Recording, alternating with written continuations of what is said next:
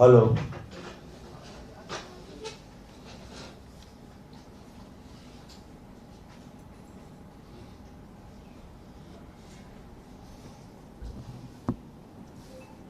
शुरू करें। सभी पत्रकार बंधुओं को नमस्कार। अरविंद केजरीवाल जी से नरेंद्र मोदी जी की नफरत इस कदर बढ़ गई है, इस तरह से वो दिल्ली सरकार के पीछे पड़े हुए हैं कि दिल्ली सरकार के वन विभाग के कार्यक्रम पर पुलिस भेज के डकैती डाल रहे हैं। वो पूरा कार्यक्रम लूट रहे हैं। कह रहे हैं अगर हमारी फोटो नहीं रहेगी, मोदी जी का चेहरा नहीं रहेगा, तो हम आपको कार्यक्रम करने की अनुमति नहीं देंगे। वन विभाग का कार्यक्रम, वृक्षारोपण का कार्यक्रम, जिस कार्यक्रम के समापन समारोह में दिल्ली के बच्चों का वीडियो चलना था, मोदी जी कह रहे नहीं नहीं, दिल्ली के बच्चों का वीडियो नहीं चलेगा, हमारी तस्वीर लगेगी। और दिल्ली पुलिस के खाकी वर्दी के लोगों को भेज के रात में उस कार्यक्रम पे डकैती करवा रहे हैं नरेंद्र मोदी जी। सरकारी कार्यक्रम में डकैती करवा रहे हैं। नरेंद्र मोदी जी, आपको पता है दिल्ली की सरकार ने वृक्षारोपण के क्षेत्र में कितना काम किया?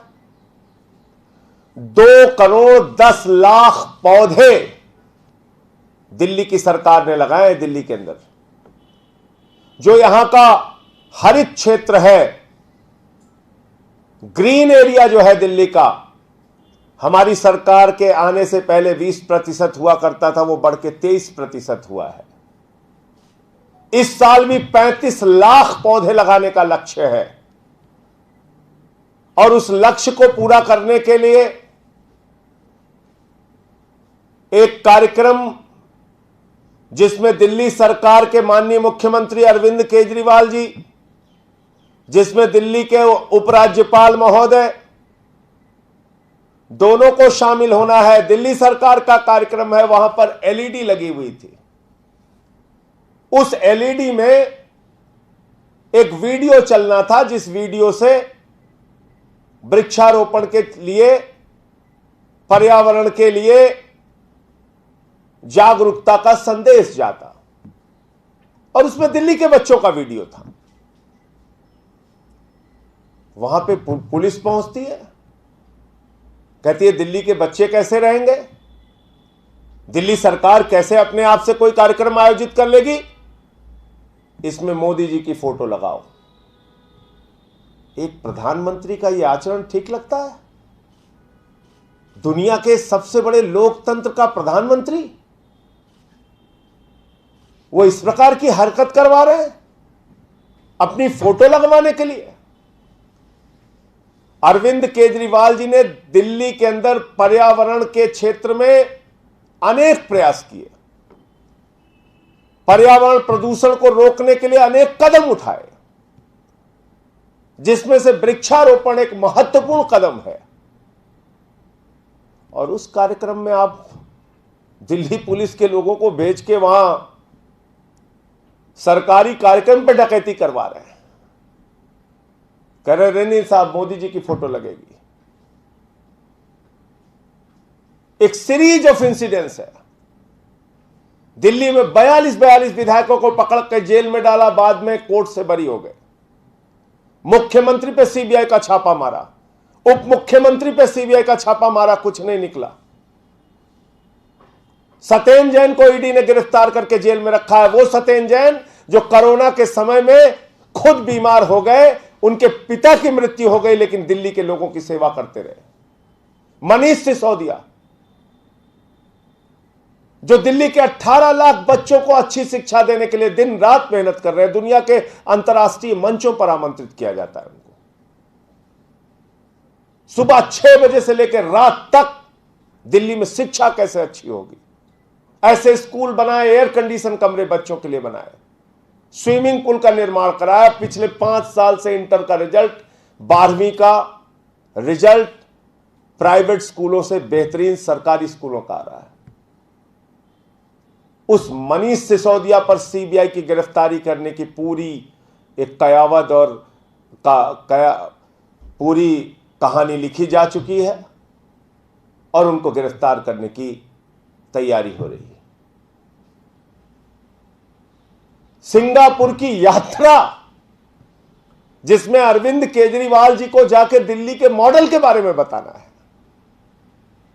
वो सिंगापुर की यात्रा रोक दी। कहने लगे नहीं नहीं, आप सिंगापुर की यात्रा में नहीं जा सकते, आप तो दिल्ली का मॉडल नहीं बता सकते।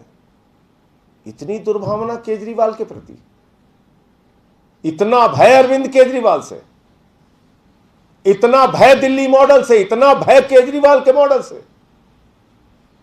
नरेंद्र मोदी जी, ये केजरीवाल का मॉडल आपसे रुकने वाला नहीं है। इस प्रकार की हरकतों से, इस प्रकार की कार्रवाइयों से अरविंद केजरीवाल की लोकप्रियता और बढ़ेगी, रुकने वाली नहीं है। शिक्षा दे रहे हैं दिल्ली के बच्चों को, स्वास्थ्य दे रहे हैं दिल्ली के लोगों को, मुफ्त बिजली दे रहे हैं दिल्ली के लोगों को, पानी मुफ्त दे रहे हैं, बुजुर्गों को तीर्थ यात्रा करा रहे हैं, माताओं बहनों के लिए बस की फ्री यात्रा कर रहे हैं। इतनी सारी जनता को ताकतवर, मजबूत बनाने की योजना दिल्ली की केजरीवाल सरकार लेकर आई है। इसकी लोकप्रियता देश के कोने कोने में फैल गई है और इसी से घबराकर हर तरह के अलंगे लगाने हैं, हर तरह की कार्रवाइयां करनी है, हर तरह से गिरफ्तारियां करवानी है। और कल की घटना तो मैं समझता हूं एक सरकारी कार्यक्रम पे नरेंद्र मोदी जी की डकैती डालने की कार्रवाई है। दिल्ली पुलिस का इस्तेमाल करके पूरे कार्यक्रम पे डकैती डालने की कार्रवाई है। बहुत ही शर्मनाक है, बहुत ही ज्यादा दुखद है। और ऐसे में सबको सोचना पड़ेगा कि कैसे आखिर एक सरकार काम कर पाएगी जब उसका प्रधानमंत्री ही, उस देश का प्रधानमंत्री ही एक राज्य सरकार के इस कदर पीछे पड़ा हो। मुझे इतनी बात कहनी थी, आपका कोई प्रश्न हो? ये भी लग रहा है कि जो शुरुआती तिमाही थी उसमें तो आप लोगों को फायदा हुआ, लेकिन जो आने वाला समय था उसके रिपोर्ट के मुताबिक नुकसान हो रहा है आप लोगों को, जो कमाई में आप करेंगे। देखिए, ऐसा है कि कोई भी डकैत रोज खड़ा होकर कुछ भी बोलता रहे, उसका जवाब हम नहीं देंगे। भारतीय जनता पार्टी चोरों, डकैतों और भ्रष्टाचारियों की पार्टी है। मैं इसको जिम्मेदारी और आधिकारिक रूप से कह रहा हूं। देश की जनता का 11 लाख करोड़ रुपए जो पूंजीपतियों ने लूटा, उस 11 लाख करोड़ रुपए को नरेंद्र मोदी जी की सरकार ने माफ कर दिया। मैं लगातार सवाल पूछ रहा हूं, जवाब नहीं इनके पास। डीएचएफएल ने हिंदुस्तान की जनता का 34,000 करोड़ रुपए लूटा, 17 बैंकों को दिवालिया कर दिया और 27 करोड़ रुपए भारतीय जनता पार्टी को चंदा दिया है डीएचएफएल ने। इनके खिलाफ कोई जांच नहीं होती। 72,000 करोड़ रुपए अडानी का माफ कर दिया इन लोगों ने। आज समाचार पढ़ रहा था कि लगभग 2.5 लाख करोड़ रुपए का लोन अडानी को मिला है। 2.5 लाख करोड़ रुपए का, जितने में देश के करोड़ों नौजवानों को रोजगार मिल जाता, करोड़ों किसानों के लोन माफ हो जाते। आप देश का पैसा अपने पूंजीपति मित्रों पर लुटा रहे हैं, जवाब रोज हमसे पूछते हैं। मैं फिर दोहरा रहा हूं, विजय माल्या, ललित मोदी, मेहुल चौकसी, नीरव मोदी हजारों करोड़, नितिन संदेशरा हजारों करोड़ हिंदुस्तान का लूट के भाजपाइयों ने उनको हिंदुस्तान से भगा दिया। तो अब भाजपाइयों को अपनी लूटखोरी और भ्रष्टाचार पे जवाब देना चाहिए। ये वो पार्टी है जिसने येदियुरप्पा को भ्रष्टाचार के मामले में निकाला, फिर बुला के मुख्यमंत्री बना दिया। ये हमें शिक्षा दे रहे हैं। जिनका राष्ट्रीय अध्यक्ष रक्षा सौदे में दलाली खाते हुए कैमरे पर पकड़ा गया, वो हमें ज्ञान दे रहे हैं। जिन लोगों ने भारत की सेना के शहीदों के ताबूत में घोटाला किया, वो हमें भ्रष्टाचार पर ज्ञान दे रहे हैं। इसलिए मैं सिर्फ एक बात कहना चाहता हूं, जैसे अब तक इन्होंने सैकड़ों 150 से अधिक मुकदमे फर्जी लिखे हैं दिल्ली के विधायकों, मंत्रियों और मुख्यमंत्री के खिलाफ, ऐसे ही मनगढ़ंत मामला मनीष सिसोदिया पे भी लगाया है। आबकारी पॉलिसी से 1300 करोड़ रुपए का दिल्ली सरकार को फायदा हुआ है और इस प्रकार के मनगढ़ंत झूठे आरोप सिर्फ मनीष सिसोदिया की गिरफ्तारी की एक झूठी कहानी लिखने की तैयारी है। बाकी इनको जो करना है वो कर ही रहे हैं। भाई जब ये बच्चों के वीडियो के ऊपर कह रहे हैं नहीं मोदी की फोटो लगेगी, इनकी बातों का क्या जवाब दिया जाए? बेसिर पैर की बातें, बेसिर पैर का आरोप। सत्येंद्र जैन पे एक सीबीआई का और मामला चला था, आपको याद होगा, बाद में कह दिया कोई साक्ष्य नहीं।